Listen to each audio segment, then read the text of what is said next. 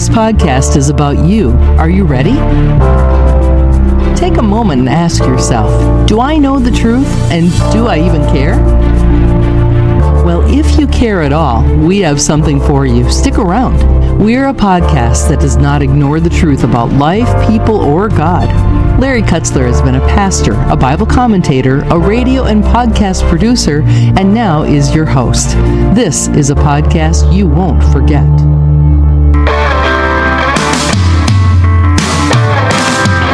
Heard Mark Batterson, who's an amazing pastor. I think he said some variation of "Don't follow a pastor without a limp." That just really struck me. And a limp is, we have limps.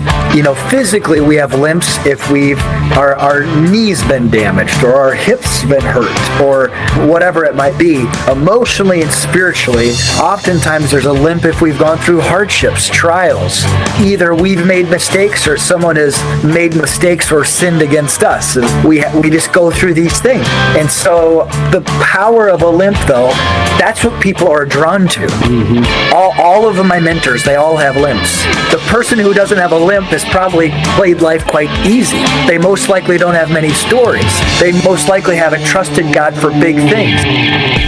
Tradition, doctrine, and conservative values are all good until they aren't. Any good thing may have a dark side when it becomes more important than God. Every week on the City Sites podcast, we talk about the balance of values, trends, and scripture. Join us for a weekly dose of truth. Sign up for a podcast feed at citysitesurbanmedia.com.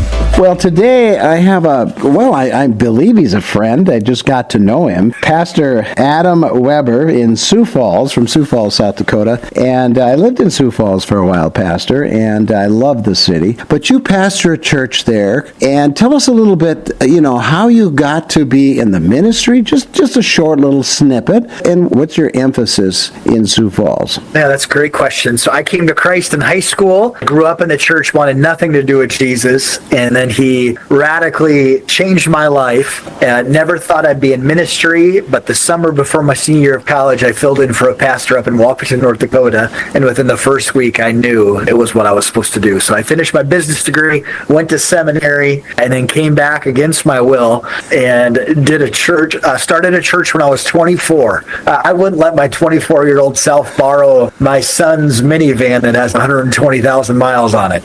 But I filled in, and it's been a journey that was 18 years ago. So pastor a church called Embrace. Our church's vision is built off the story of the prodigal son. And so our hope is just to welcome home a bunch of lost sons and daughters. Once we're home, to become more like the Father ourselves. It's just been a wonderful journey. I've never been more unimpressed with myself and unimpressed with our church, and more in total awe of God, and just his kindness. Even last night, I got several text messages from people that I can't believe are in a church, them sharing about what Jesus is doing in their lives. So it's been really fun. This weekend, I think we have close to 200 baptisms that we're going to be doing. And just had a whole bunch of people begin to follow Jesus in the last month. It's just been fun. Have you been seeing in your church or community a lot of young men coming back to church or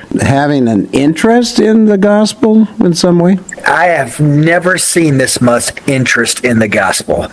I've invited every person that I've invited in the last month and a half is not just coming to church one time. They're coming every week, and now they're inviting people, and they're asking for Bibles and all this kind of thing. We keep giving out. One of our pastors asked if I could stop encouraging so many people to take a Bible because we have no Bibles and we keep running out of them. So there's definitely been a hunger for the Lord. It's just really exciting, even on a personal level, not even just at the church. My own neighbors, my own family members that I always maybe, they'd probably not be interested well, they're interested. So never stop praying for them, never stop inviting them. Yeah, that's so good. It's good to hear how, the gospel is affecting the community. We go to church in Brainerd. In fact, the brother of our pastor, pastors in Sioux Falls. His last name is Beard. And I think I don't know if you know. Quentin, there you go. Yeah, his brother. Great man. Yeah, his brother pastors over here in Baxter, Minnesota, and that's where we go to church. But I want to talk today, Pastor, with you about something you said in a podcast you were doing with my son. And you talked about the limp. And you were talking about it in reference to humility and pain. And that word just jumped out at me. So what were you referring to when you talked about the limp and how it relates to pain? I heard Mark Batterson, who's an amazing pastor, I think he said some variation of don't follow a pastor without a limp. That just really struck me. And a limp is, we have limps, physically we have limps if our knees been damaged or our hips been hurt or whatever it might be. Emotionally and spiritually, oftentimes there's a limp if we've gone through hardships, trials. Either we've made mistakes or someone has made mistakes or sinned against us. We just go through these things. And so the power of a limp, though, that's what people are drawn to. Mm-hmm. All of my mentors, they all have limps. The person who doesn't have a limp has probably played life quite easy. They most likely don't have many stories. They most likely haven't trusted God for big things. I just reread the story of David. I'm going to kill this Goliath because last time I grabbed a lion and a bear by the jaw. I just thought that was awesome. Grabbed him by the jaw and killed him. I'm like, that probably hurt his hand a little bit. We have limps when we go through life. Again, whether it's a mistake, our sin, someone else's mistake, their sin against us, or just going through the battles and wars of life. And so for me, that's what I'm drawn to in others. I love that. And I know early in my career, my ministerial career, I went through a divorce. And talk about a limp. Holy cow. Yeah. It was imposed upon you back in the day. I mean, you just weren't in the pulpit and divorced, at least not in the tradition I grew up in. But I learned very quickly that I drew a following of people who had limps, who had gone through divorces or single mothers or whatever it was, and I found a whole new avenue of ministry. Yeah. And so I understand that theme. But as Christians, I think sometimes, and even as a pastor, I remember being a police chaplain in the city of Minneapolis a number of years ago, and I was scared to death of getting a call in the middle of the night, because that's usually when it happened, and I had to go out and deliver a death notification. And just the reaction of people scared me. We had people just scream and run out, and I have to run out after them so they don't get hurt. And so pain was always something I wanted to keep at arm's length. Yes. Do you find that to be true in many of us? Oh, even inside of me. Well, I think our world and culture tries to avoid pain at all costs. Mm-hmm. It's like, do anything to stay away from pain. Numb it away, drink it away, do anything you need to do to get away from pain. So there's that. And then also, we're not sure what to do with it. It's uncomfortable. We worry about saying the wrong thing. Theologically, we struggle because I don't know what to say to this person. Did God not show up? There's not a cute, pretty Bible verse that you can put on it. Mm-hmm. We want to talk about the healing of somebody, but the pain, it's still there, and I don't know what to do with it. And so I think for so many reasons, we distance ourselves. And yet I'm so thankful we have a God who is close to the brokenhearted, a God who meets us in our pain, a God who by his wounds we are healed. So we distance ourselves, and yet as Jesus followers, as Jesus people, we should be the ones who get closer. Mm-hmm. When we see pain, we should come near. Again, even if it's a person's own foolishness that led to it, even still, we should get closer to it. But that's not our normal reaction. Our normal reaction is, I'm going to stay away. Well, and as Christians, sometimes I know as a pastor, I felt conscientious when I would pray for somebody for healing and they didn't get healed. And I felt awkward with that because they kind of look at you like, okay, I'm not well yet. Can you do it again? And so, you feel awkward in those moments. But I remember Pastor John Piper saying something about, whatever it is that is, in your life, in somebody's life that's causing pain, don't run from it. Run toward it, because in Galatians 6:2, it talks there about, coming alongside somebody and kind of restore them. So even if it's awkward and you don't get the results of your prayer, for example, still engage it, because there's more that can happen besides just the physical or emotional healing. Is that right, Pastor? What do you think? Oh, for sure. So my dad has had horrible pain issues for the last 14, 15 years. Totally has altered his life. It's like, well, I prayed and nothing happened. And yet I've seen so many miracles take place in and through his life. Him ministering to others, from him being present to others, being present in my life. And whether we're healed in this life or when we step into eternity, God will eventually heal us. He will heal my dad. And for me, it's easy to read through the Old Testament where it's like, and this king was in charge, and then the next verse, another king was in charge, and all this kind of thing.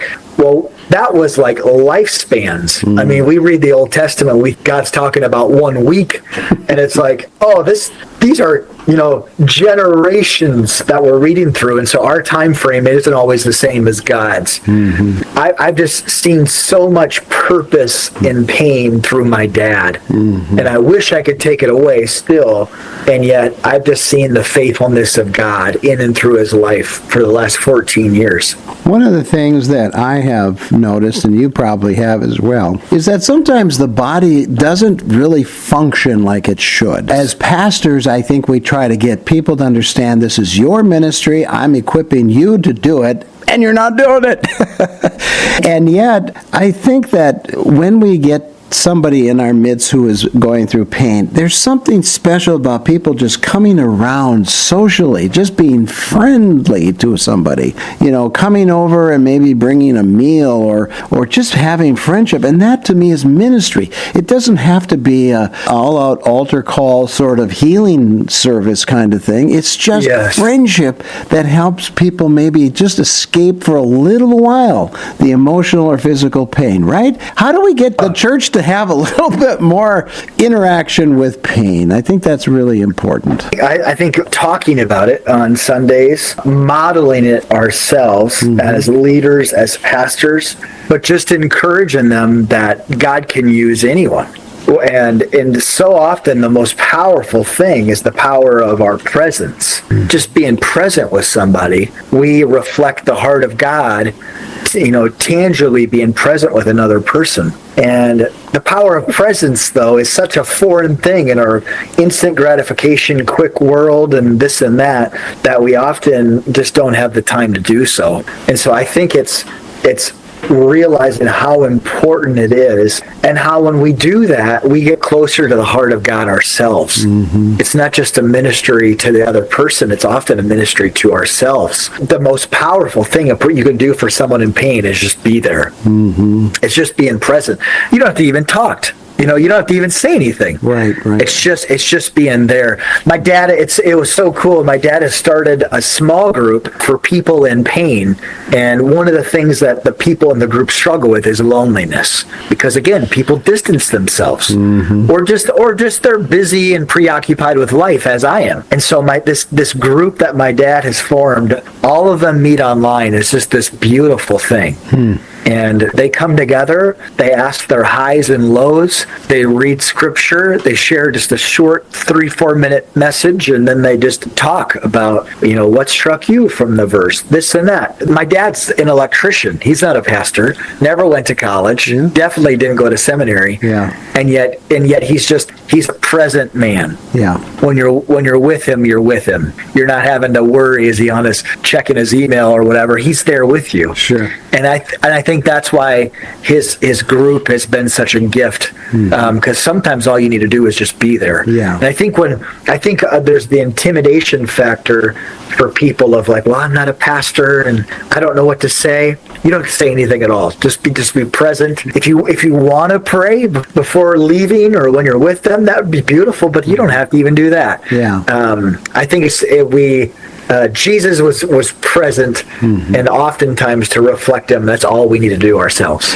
Well, sometimes I feel intimidated because as a pastor, everyone expects you have the right answer, the right verse, the right prayer, and I don't. And I feel, I'm at a loss for words. I have another son besides the one and he's going through a divorce, and you have this initial, don't do it, God doesn't want you to do it, yada, yada, yada. And then when you get through with all the spiritual, stuff you should say, then all of a sudden, then what? Then there's the awkward, all right, now how do we pick things up because you're going to go through it anyway. So how am I there for his pain in this awkward moment of, I'm supposed to tell you things that you're not supposed to do or to do, and I'm at a loss for words. That's a struggle, but I push forward with it, Pastor, because I don't want to leave him alone. I don't want him to know that even though he may make a mistake in his decisions, I'm still there with him. And that, to me, I think would help him in his loneliness and his pain right now. What do you say? Yeah, I think you do a great balance of the two. I think in a situation like that, son, I'm going to be honest with you. Like, I just know God's heart and his best for our lives. And when it comes to marriage, here's his heart and here's his best. But I just want you to know you're my son, or you're my friend, or you're my brother.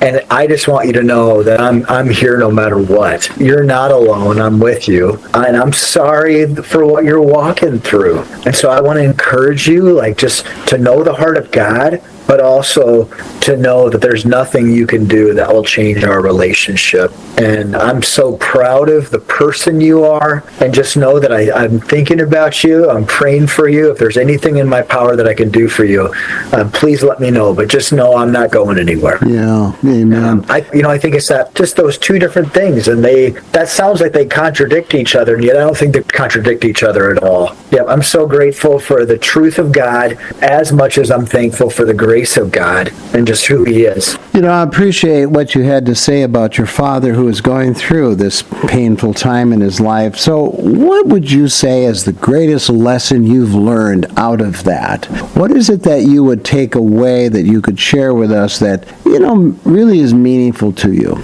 I think the thing that people mention to me about my dad's my hero and one of my closest friends. The thing that people mention about him is his joy. He just has this joy that clearly doesn't come from him. Mm-hmm. And for me, it's one thing to have joy when things are well, but when things are rough, specifically for 14 years, I'm just amazed by his joy. And that joy, I believe, is just a total dependence on Jesus. For each day, just my dad's a simple man, and so I think it's just this deep dependence on him to make it through the next hour, to make it through the day, to make it through more hard medical news, to make it through losing even more different things that he's able to do physically. And so for me, even my son, my oldest son the other day was talking about his grandpa, my dad's joy. And he said, Grandpa is just so joy-filled. And I was like, I know. At times I tell my dad, I'm going to complain for a few minutes for you. Is that okay? And he's like, well, you can do that. You can do that, Adam. But he's like, I just have so many reasons to be thankful. Yeah. So it's his joy that strikes me each time. Well, I sure appreciate your time. You've given my audience something to think about, some good thoughts, good stories. I like that idea about the limp, because I think leaders sometimes have this personification that you have to be so righteous and right. And I grew up like that as a Christian, and I think, boy, that's just not not true at all. And I think when we as leaders are honest about our limps, it gives people the idea that, hey, I have a limp too, and we can relate, right? Would you encourage leaders to talk about their limbs more? I know that's a little bit, kind of dicey, but I do think it's important. It is. I would strongly, yes. People might admire your successes, but where they connect with you is in your failures and your limps. And I've just seen God minister through them in so many different ways. Not in a poor me, I've been through the same thing, but instead really the heart of like, hey, tomorrow I promise the sun's going to come up. Because right now it feels like it's not going to, but I promise it will. And I promise you that better days are ahead. And I promise you that when God prunes our lives, that he produces even more fruit. And right now you can't see the fruit, but I promise it's coming. It's just winter. And so, the tree doesn't bear fruit in winter, but I promise you spring and summer is up ahead. And I promise these light and momentary troubles are achieving for us an eternal glory, which far outweighs them all. And so that's what I hold on to. Well, Pastor Adam Weber from Embrace Church in Sioux Falls, South Dakota. Oh, man. I'm just so pleased that we got to talk today, especially about such a topic like we have. And I hope the very best, pray the very best for your ministry in Sioux Falls. So thanks again for joining us. Yes, thank you so much, Larry. This isn't the end. It's only the beginning of your journey to trust God for the truth you never want to lose. We can help. Log on to citysitesurbanmedia.com today. Remember, there's only one truth and only one God, and you should know them both.